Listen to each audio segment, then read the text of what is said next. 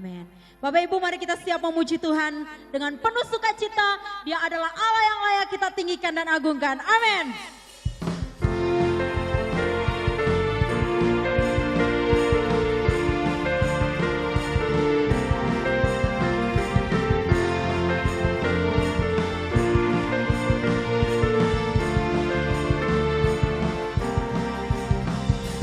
Besar dari yang kuharapkan, bukti dari segala yang tak kulihat. Iman berikanku kekuatan untuk melakukan perkara yang hebat. Bersama rohmu Tuhan. Bersama rohmu ku pasti menang. Angkat suaramu, katakan. Tinggi namamu dipuji, hormat kemuliaan. Salam bagimu Tuhan. Harap dengan segenap hati, Raja keagungan. Yes, haleluya. Kaulah Raja keagungan dalam hidup kami Tuhan. Kau tak biarkan pencobaan melebihi batas kekuatanku. Amin Tuhan. Kau yang berikanku kemuliaan, semakin serupa dengan gambaranmu. Hanya bersama rohmu. Bersama rohmu Kau pasti menang. ku Yes. pasti menang. Haleluya. Tinggi namamu dipuji, hormat kemuliaan. Salam bagimu Tuhan. Sorak dengan segenap hati, Raja keagungan. Mari angkat tangan kita, katakan.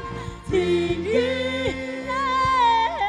namamu dipuji, hormat kemuliaan.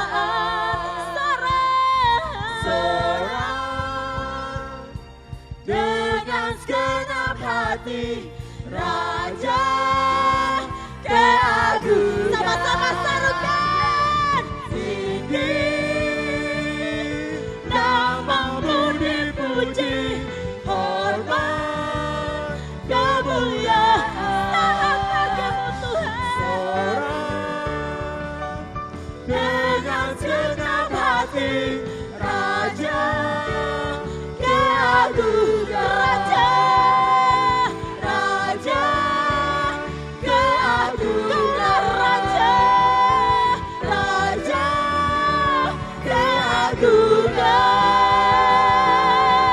keagungan. Haleluya. Amin. Dialah Raja keagungan kita, sebab Dia Allah yang kudus, yang suci dan yang mulia.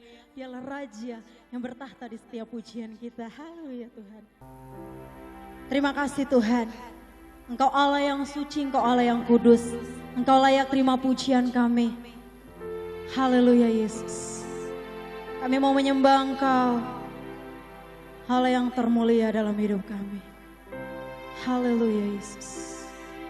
Terima kasih Tuhan.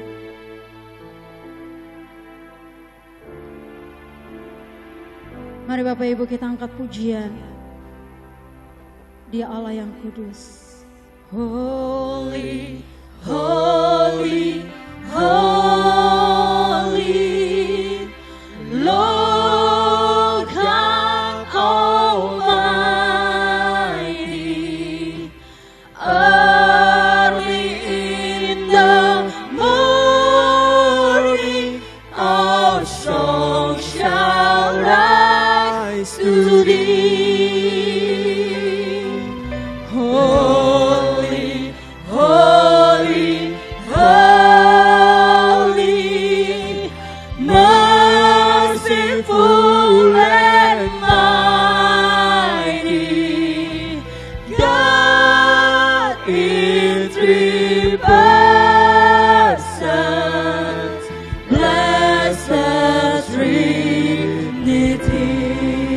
Kami mengakui Engkau Allah yang suci, Allah yang suci Tuhan. Suci, suci, suci, Tuhan Maha Kuasa. Dikau kami puji di pagi yang teduh. Suci, suci, suci, murah dan perkasa. Engkau Allah kami, Allah Tritunggal, agung nama. mari dengan segenap hati katakan, Segala pujian bagimu, senang nafas muliakanmu. Surga bumi kan berseru, kuduslah Tuhan namamu. haleluya Yesus Tuhan. Suci, suci, suci, kaum kudus tersungkur di depan tahta-Mu, memberi mahkotanya. Segenap malaikat sujud dan menyembah Tuhan, Tuhan Kau ada samalah. Segala pujian bagimu Tuhan, senang nafas muliakanmu. Surga bumi kan berseru, kuduslah Tuhan namamu. Segala pujian bagimu, senang nafas muliakanmu. Surga bumi kan berseru, kuduslah Tuhan namamu. Holy, holy, merciful and mighty, God in three persons, blessed Trinity. Holy, holy, holy. Haleluya, Haleluya. sungguh benar Engkau Allah yang kudus yang layak kami tinggikan. Kau Allah yang akan berfirman dan meneguhkan menguatkan kami. Kau Allah yang akan memberkati kami melalui kebenaran-Mu Tuhan. Dan Engkau akan membentuk kehidupan kami sesuai dengan rencana-Mu. Firman-Mu akan menjadi rema yang kuat dalam hidup kami. Firman-Mu akan menjadi penopang dalam hidup kami. Kami siap diberkati oleh kebenaran firman. Berfirman Tuhan, kami persiapkan hidup kami untuk bejana diisi oleh kebenaran-Mu. Dalam nama Yesus, haleluya, amin. Nah, pagi hari ini saudara kita akan merenungkan sebuah tema firman Tuhan yang masih berhubungan dengan doa puasa Nehemia. Yang masih berhubungan dengan event yang kita masih lakukan. Yaitu kita tidak lagi bahas mengenai apa itu doa puasa Nehemia. Kita tidak lagi bahas bagaimana kita melakukan doa puasa Nehemia. Kita lagi bahas bagaimana kita berdoanya gimana, berpuasanya gimana, karena kita semua sudah menjalankannya, ya. Karena kita sudah menjalankannya. Dan pagi hari ini kita akan belajar sesuatu yang pelajaran yang penting, yaitu bagaimana apa sih sebenarnya yang kita hasilkan dari doa puasa Nehemia itu. What the result from fasting and prayer of Nehemia. Apa yang saudara menghasilkan? Kenapa kita berdoa berpuasa? Itu sudah kita pelajari pada bulan yang lalu. Tetapi hari ini kita akan belajar yaitu apa yang kita menghasilkan dari doa puasa ini. Ketika kita plug into the power of prayer and fasting. Ketika kita melekat, kita tersambung dengan kuasa doa dan puasa itu. Apa yang kita akan hasilkan dalam hidup ini? Itu yang namanya, yang kita hasilkan yaitu adalah satu perubahan.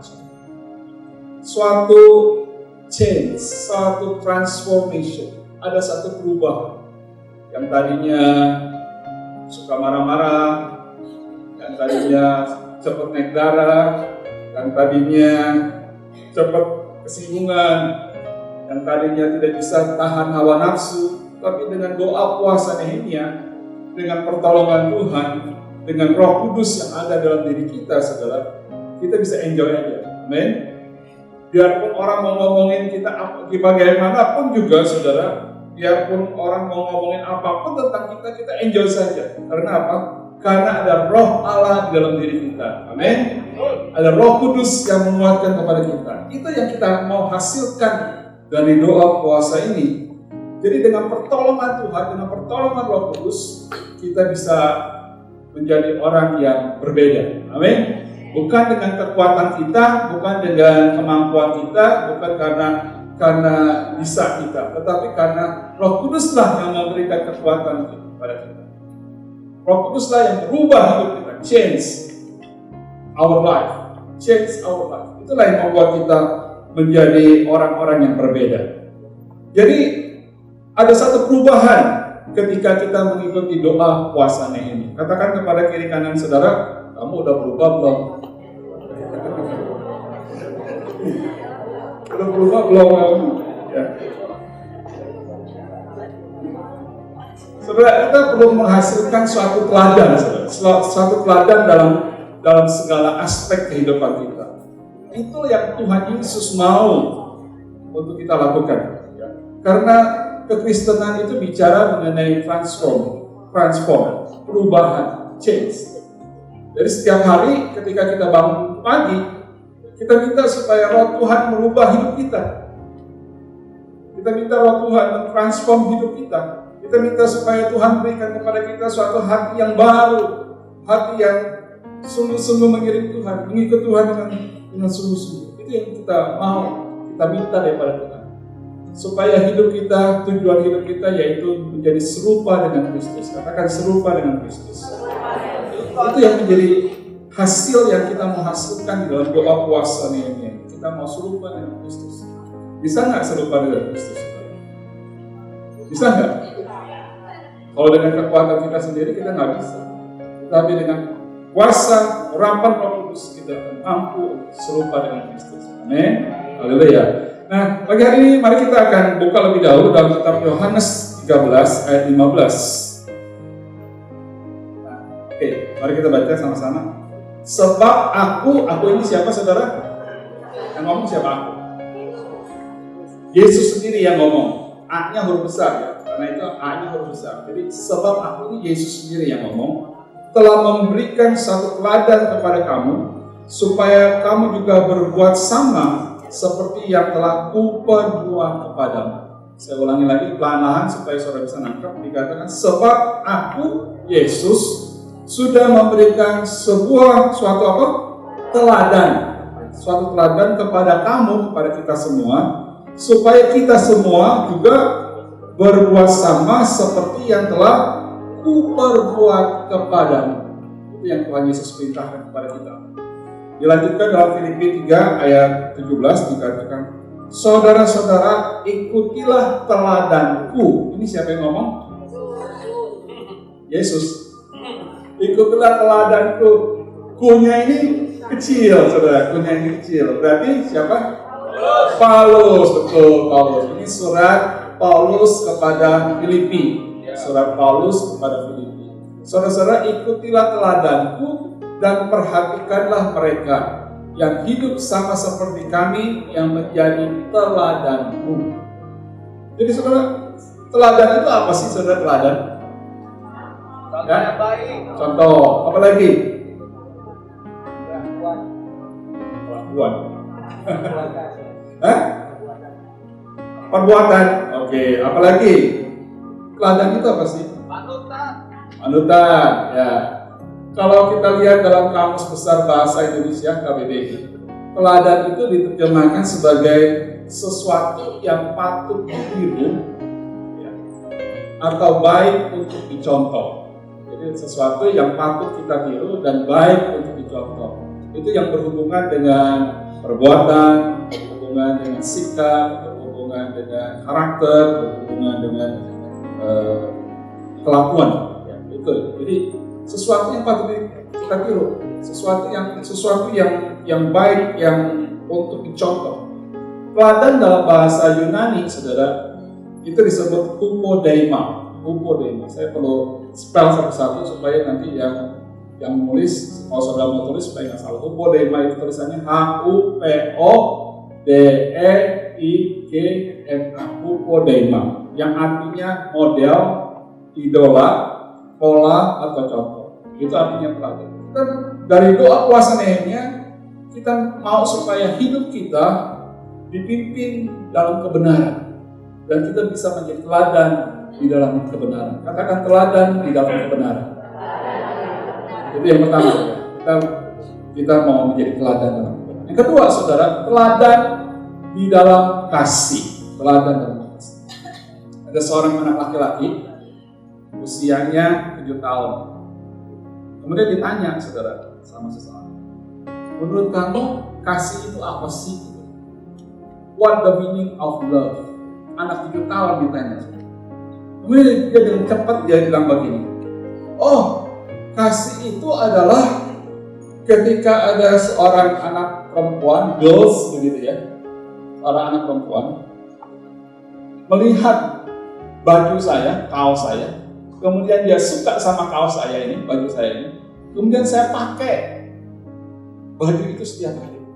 Itu yang namanya kasih. Orang ngerti nggak? Anak 7 tahun nggak mau ngerti. Dia bilang begitu pengertian dia mengenai kasih seperti itu. Ketika ada seorang anak perempuan yang suka sama bajunya, kemudian saya pakai baju itu setiap hari. Itu anak 7 tahun menurut persepsi. Kemudian ada anak perempuan yang usianya 8 tahun yang lebih gede, namanya Rebecca. Dia juga ditanya oleh seseorang, what the meaning of love? Apa itu kasih?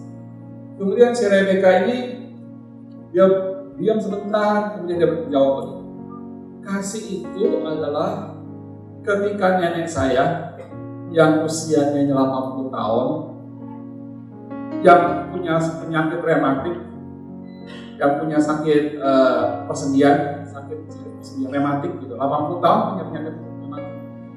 Penyakit encok lah. Ketika dia mau gunting kuku kakinya, ketika dia mau dia mau bungkukkan badannya nggak bisa. Tetapi ada kakek saya yang siap sedia untuk mengguntingkan kuku kaki dari nenek. Itu adalah kasih.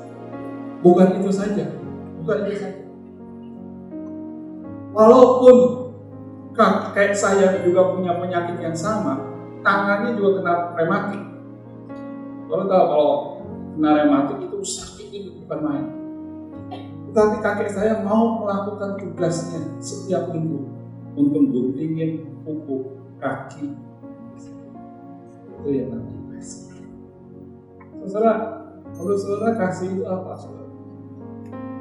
Kita perlu tahu bahwa kasih itu adalah ketika seorang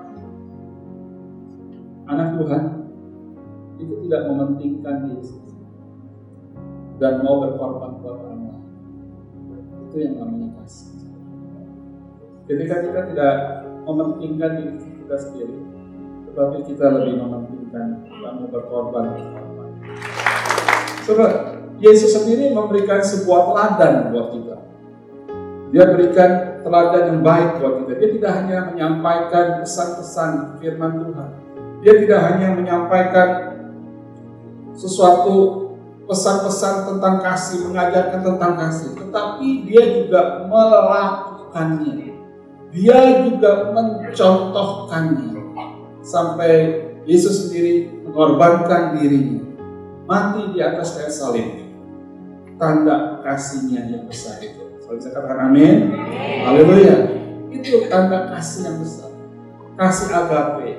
Kasih yang the true love. Kasih yang betul-betul dilakukan, dicontohkan. Saudara yang kasih dalam Tuhan, firman Tuhan sudah memberikan satu standar yang jelas buat kita. Firman Tuhan memberikan satu aturan yang jelas. Perhatikan ini, perhatikan ini. Kalau kita mau masuk dalam kerajaan surga, kalau kita mau melihat Allah, saudara harus pegang paspor yang namanya kekudusan.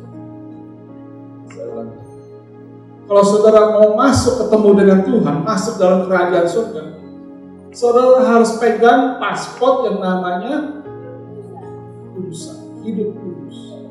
Karena tanpa kekudusan, kita nggak akan bisa melihat Allah. Berbahagia, Matius 5:8 katakan, berbahagialah orang yang suci hatinya, karena itu akan melihat Allah. Jadi tanpa kekudusan, ingat baik-baik saudara, ingat baik-baik ini.